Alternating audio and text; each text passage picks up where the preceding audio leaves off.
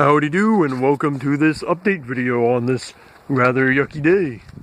There's muck all over the ground, and here is the fixed, hopefully, ankle.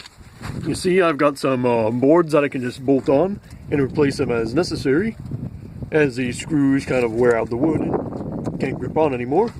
I've got some of that steel tape, that fiber fix, wrapped around the ankle. Back, you can see it's wrapped around at least once, so that should provide a bit of a better grip.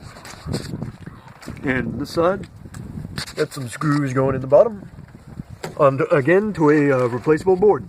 So that's pretty nice. And the wheel is turned all the way to the right, and you can see that it is not scraping up against the linear actuator, so that is a good sign.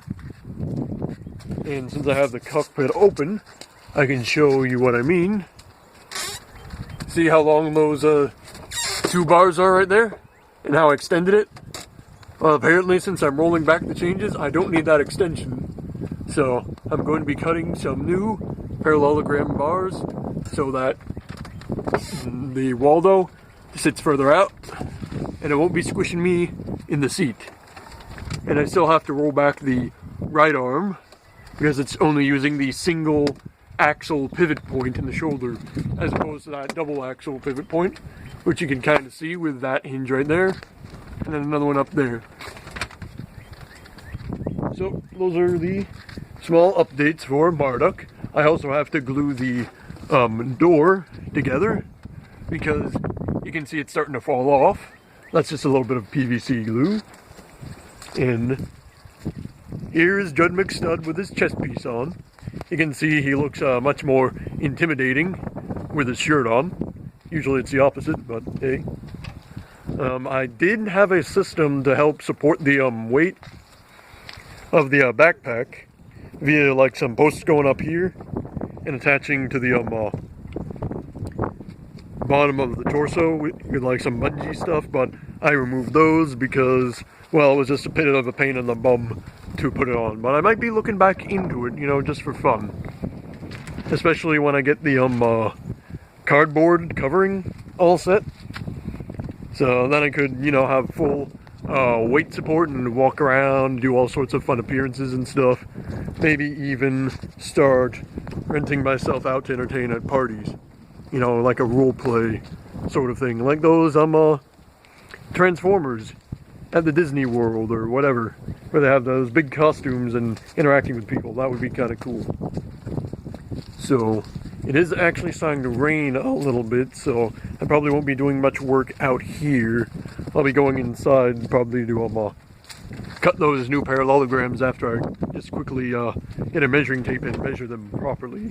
So, and I probably ought to cover the engine, even though it can't survive in the rain and stuff. I did have it at one point where it got frozen, stuck, and I had to bring it inside, let the ice melt inside of it, and then keep pulling the ripcord until all the water vapor got cleared out. That's a bit of a thing, I guess. Hopefully these well, when I was doing a test for some reporters over the weekend, the yes, reporters for a local paper, the shift was working all right. It's just that this wheel fell off right when I was demonstrating it for the reporter, but the wheel, with my temporary fix I did, which I didn't record, it worked a bit for the photographer who came on a separate day to record a nice little video.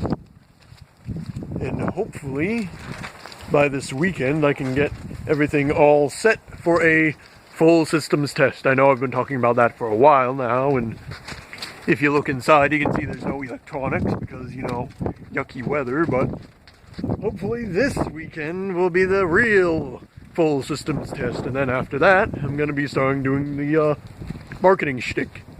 You know, getting word out on the internets and really talking with a bunch of reporters and all sorts of fun stuff and trying to get the word out that I've got a giant robot that's cheap. I can throw a bunch of these together and have a great big fight. So if you do enjoy my content, be sure to like and subscribe. And I will see you next time. Bye-bye.